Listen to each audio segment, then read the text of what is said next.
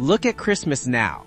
Screens glowing, couriers racing, and the faint sound of Mariah Carey leaking from every supermarket speaker before December even begins.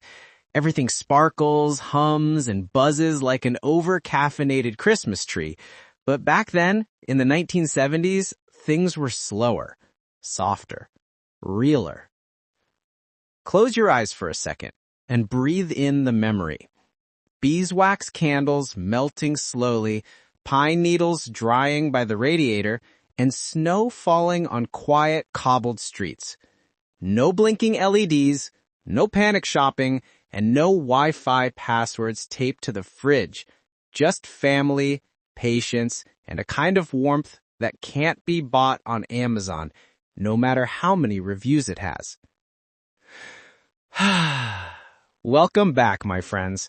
Today we're heading to a place where Christmas still smelled like oranges and wood smoke. 1970s Germany.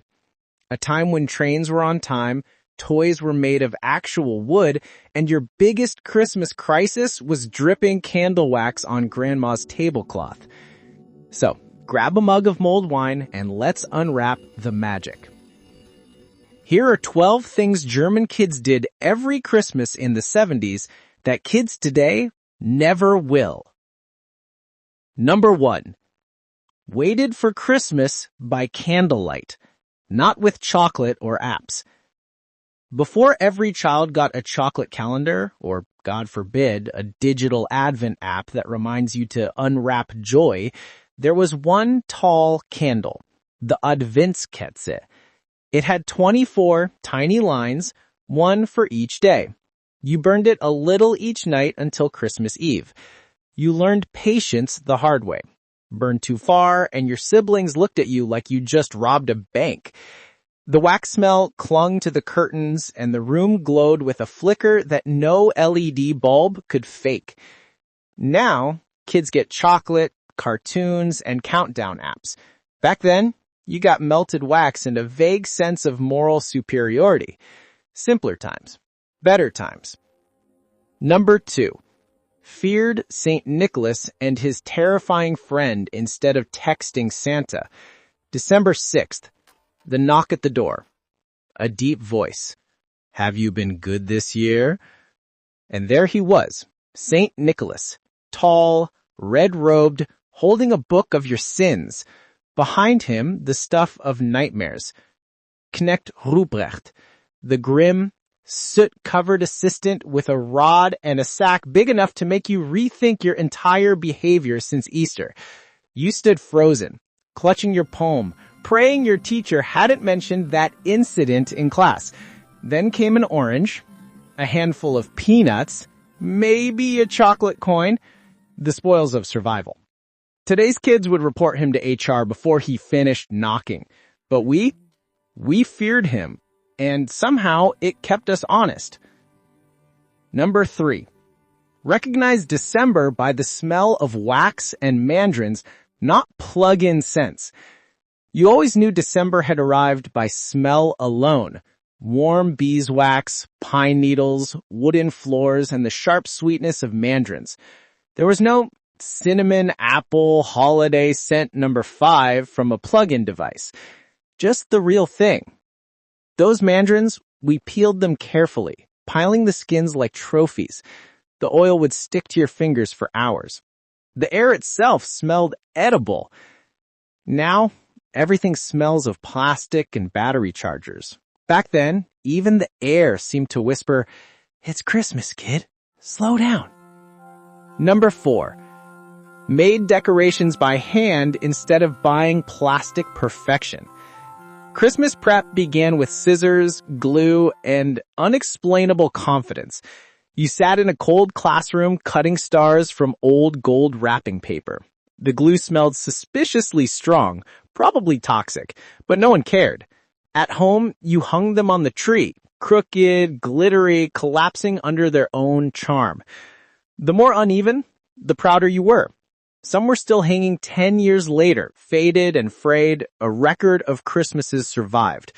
Now decorations come pre-lit, pre-matched, and pre-soulless. Back then, If your angel looked like it had been through war, it meant you'd done it right. Number 5. Watched real candles burn on real trees without calling the fire brigade. You want danger? Try lighting a real pine tree with real candles while your father insists, "It's fine, I have the bucket ready." The wax dripped, the flames wobbled, and everyone sat perfectly still, pretending not to be terrified. And yet, it was beautiful. The flicker on the tinsel, the warmth on your cheeks, and the silence that came with it. Even the cat knew not to move. Now, people panic if the fairy lights get warm. Back then, we basically celebrated next to a controlled inferno and called it tradition. Number 6. Dreamed from catalogs, not from online wish lists. When the Quella or Auto catalog arrived, it was like a holy text. Hundreds of glossy pages filled with toys, model trains, and dolls that looked vaguely haunted. You'd circle the one you wanted in red pencil, even though you knew you'd only get one. East or west, it didn't matter. Kids dreamed in paper, not pixels. We didn't add to cart. We begged, negotiated, and left strategic hints like spies in our own homes. Now kids email links. We circle dreams. And somehow, that waiting made the magic real. Number 7. Gathered around one TV screen instead of 1,000 personal screens. The living room was the stage, and the TV, that heavy humming box, was the altar. When Drei Hasselnüsse für Aschenbrödel came on, the world stopped. Curtains closed, plates of biscuits ready, the air smelled of pine and candle smoke. No one scrolled, no one commented. You just watched. Together. Today, everyone sits in separate rooms watching separate screens, all pretending to be connected. Back then, if someone talked during the movie, you threw a biscuit at them. It was family democracy at its finest. Number 8. Sang in drafty churches instead of scrolling holiday playlists. School choirs meant cold fingers, off-key voices, and the faint echo of Stille Nacht bouncing off stone walls. The church smelled of pine, wax, and wet wool. You sang, even if you couldn't carry a tune, because that's what you did. Someone always sneezed at the quietest part. The teacher glared, the organ wheezed, and yet, when everyone joined the chorus, it felt like heaven was listening. Now we hit play on Spotify and call it tradition. But a playlist never made your breath turn to mist under candlelight. Number 9. Felt the world go silent on Christmas Eve, not buzz with notifications. By the afternoon of December 24th, Germany stopped. Shops closed, buses vanished, and the snow-covered streets fell completely silent. If you forgot batteries, tough luck. The world was closed for holiness. That silence before the bell, before the Bescherung, felt electric. The house warm, the tree glowing, the smell of food sneaking from the kitchen. You could almost hear your own heartbeat. Now, phones buzz, doorbells ding, drones deliver. Back then, time itself took a deep breath and waited with you. Number 10. Ate potato salad and sausages instead of Instagram-ready feasts. While others roasted turkeys, we sat with potato salad and sausages. Simple, humble, efficient. The German way. You ate quickly, knowing the real event was coming. The gifts. The plates clinked, the mustard stung your nose, and the whole meal tasted of comfort and anticipation. The fancy stuff, goose, dumplings, red cabbage, came later. Now people photograph their dinner like it's the Mona Lisa. We didn't need filters. Our feast was lit by candlelight, not ring lights. Number 11. Heard a bell summon the Christkind instead of a rushing to open gifts. There was no tearing into gifts at dawn, no chaos, no screaming. You waited until the small bell rang, that single sound that meant, he has come. Parents disappeared into the next room, and when they called you in, the tree shimmered like something divine. The bell still echoes in my memory, delicate, distant, the sound of childhood belief. Now kids tear wrapping paper before sunrise. We waited until the world was quiet enough for magic to enter, and it always did. Number 12. Fell asleep in the quiet glow, not under blue light from a screen. After the laughter, the gifts, and the carols, there was a hush. The candles burned low, the wax hardened, and the last crumbs of biscuits lay on the plate. The house breathed in unison, warm, sleepy, content.